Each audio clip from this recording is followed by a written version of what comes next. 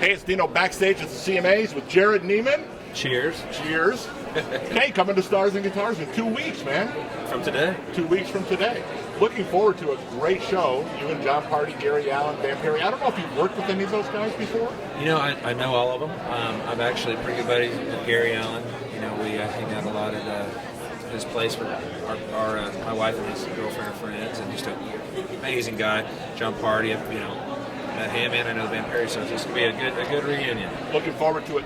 So one of the things people always ask me is how do the Stars react in a guitar pull kind of setting? It's different than your normal show, just because you're all on stage, right? Is it different if you know everybody really well, or is that something you kind of get some chemistry going right away anyway? I think it's all the above. If you know someone really well, then you can kind of give each other some flack, but if you don't know somebody and you just start barking at them a little bit, they might think you're a jerk.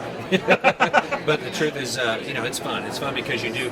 Selfishly, I get the best seat in the house. I've my first tours with Gary Allen, and just to watch him play every night was amazing. But just to be sitting next to somebody and hearing them, you couldn't get them to do that at their house. There's no way. And so to hear everybody sing their songs and tell their stories, you don't also get to hear these elaborate stories. So anyway, it's just a great experience and a lot of fun. Is there a lot of work to stripping this down a little bit so it's an acoustic thing instead of a big show like you normally do?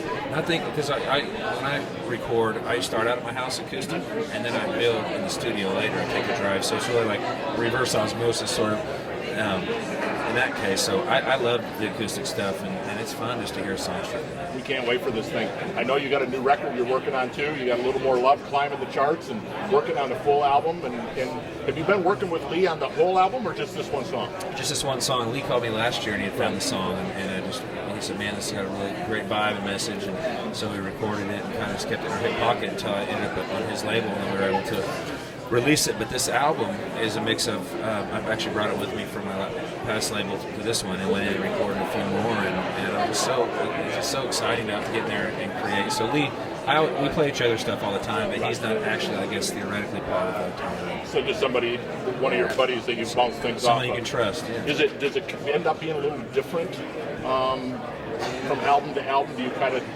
thread something through, or do you kind of go a whole different direction each way, depending on what your mood is or the way you feel at that time? Yeah, sure. I always try to challenge myself. The first album was 12 songs and 8 interstitials with some crazy skits and stuff we did for fun in the middle of the night. Second album, I brought in a horn section. The third album, we kind of put every knob on 10 and pedal to the metal. And this album, I feel like it's kind of like influences from all the records, but just more of a challenge in the aspect of I wanted to use some vintage tones but apply them to today's music. Looking forward to it, man. Looking forward to Stars and Guitars in 2 weeks. Jerrod Niemann with us backstage at the CMAs.